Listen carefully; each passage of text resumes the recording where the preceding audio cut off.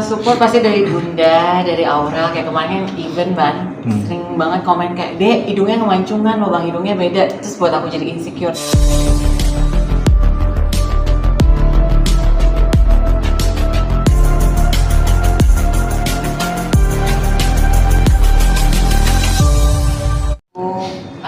Mau konsultasi dan hari ini cek lab semua, cek lab lengkap dan bertemu para dokter yang akan besok operasi. Gue udah jadi kaku kalau misalkan ini mau rekonstruksi hidung. Emang kenapa mungkin Ya, hidungnya Milen sekarang?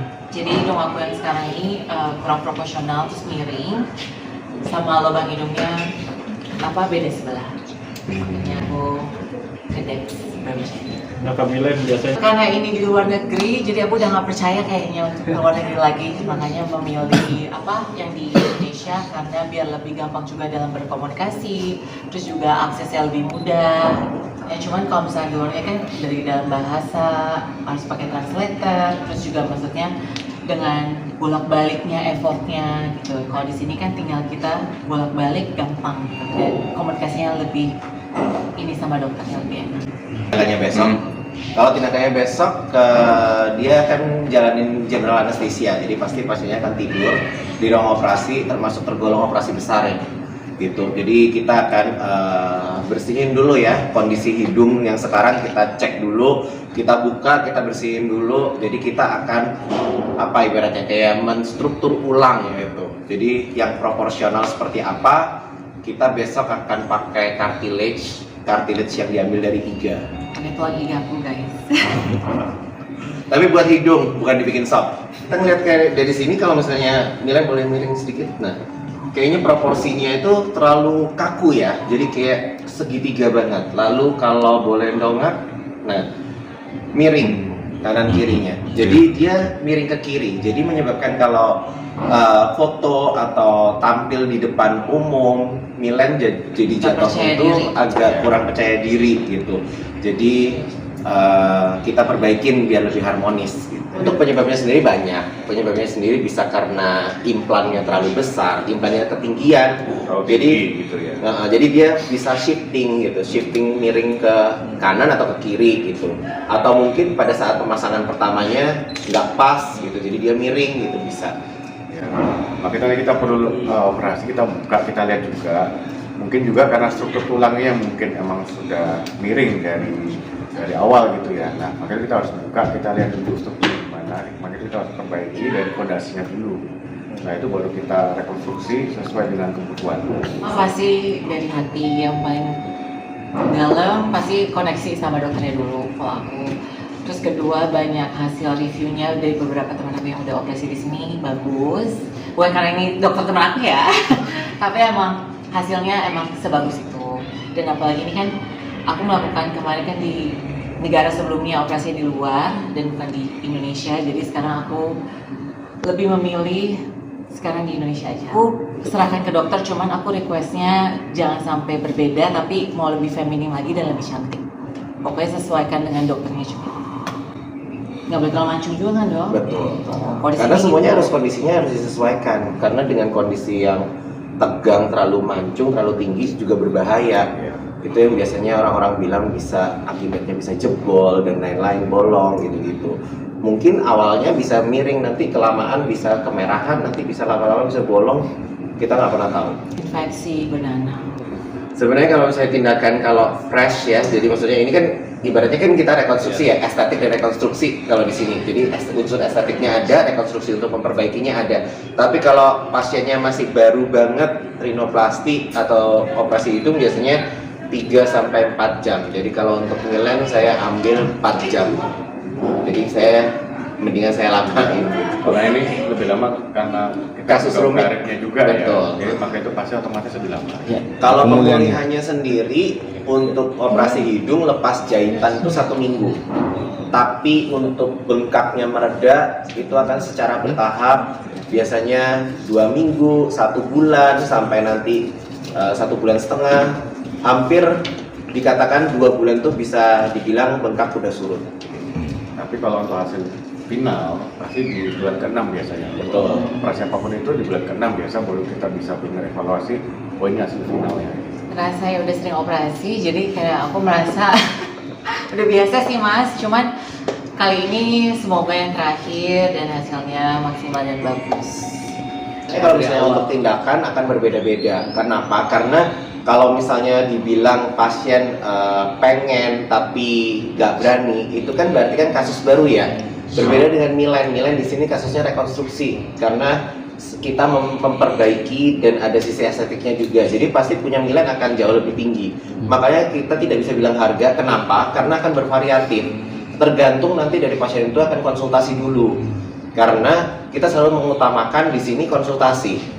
Konsultasi akan disampaikan keperluan pasien, keluhan pasien seperti apa, dokter akan memberikan jawaban seperti ini, pilihannya seperti ini. Terserah pasiennya nanti akan yang enak di pasien dan kita sebagai dokter juga enak.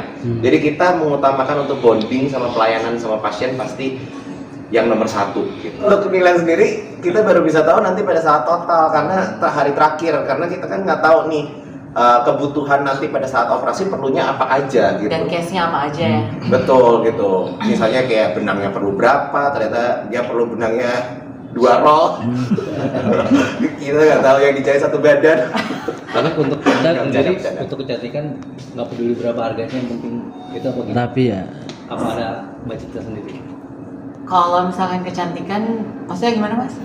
Buat Milen tuh Buat Milen untuk untuk- memakan uang budget gitu kecantikan diri sendiri mungkin seperti apa? Dibatasi atau Aku sih kadang harga itu nggak tergantung dengan hasilnya.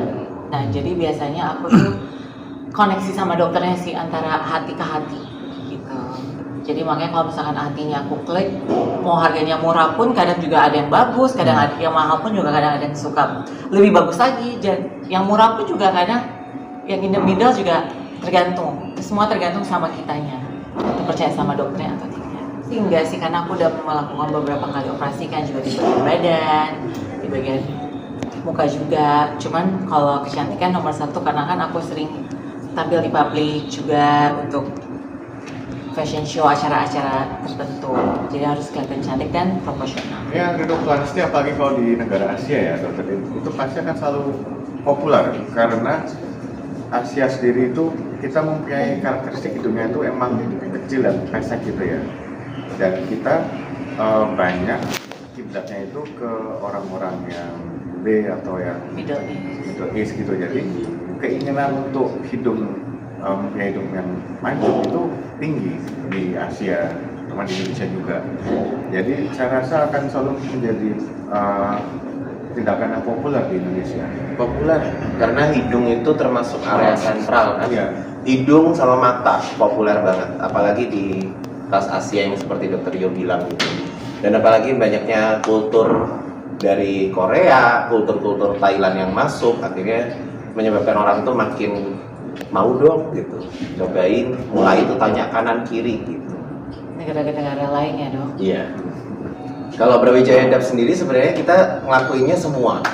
Jadi bahkan karena kita berdirinya di rumah sakit, jadi kita itu sesuai dengan nama kita yang kita pegang, kita bedah plastik, rekonstruksi dan estetik. Jadi kita ada estetiknya, ada rekonstruksinya. Rekonstruksinya itu biasanya seperti kelainan kongenital. Biasanya kalau misalnya contoh saja bayi lahir ada bibir sumbing, itu termasuk dalam rekonstruksi dari bedah plastik. Tapi kalau estetiknya kita semua mulai dari wajah, mata, hidung, brow lift, face lift, neck lift, payudara, daerah kewanitaan, bahkan untuk pria maskulin makeover itu juga ada. Terutama di sini kita di Rumah Sakit Brawijaya pun juga ada program buat mami makeover. Jadi setelah melahirkan, jadi kita makeover lagi gitu maminya, Relaxing. biar harmonis lagi. Betul. Insya Allah yang terakhir dan jangan lagi kalau bisa. Amin. Itu harapan Doain kami juga aja. ya. Akhirnya Doain. di operasi hidung yang terakhir Sesuai harmonis, sesuai keinginan Iya. konsumen. Support pasti dari Bunda, dari Aura, kayak kemarin event ban, sering banget komen kayak, "Dek, hidungnya kemancungan, lubang hidungnya beda." Terus buat aku jadi insecure. Tapi kemarin aku bilang sama kakak, terus mama juga, keluarga, teman dekat, aku telepon kayak, "Ini aku mau operasi nih." "Ya, benerin deh hidungnya secepatnya." Dan akhirnya support dari teman, support dari ini, pengen lihat hasilnya. Terus besok ya, Iya. insya Allah kalau udah lihat hasilnya pasti pada mau kesini. Capek mbak, operasi bagus loh.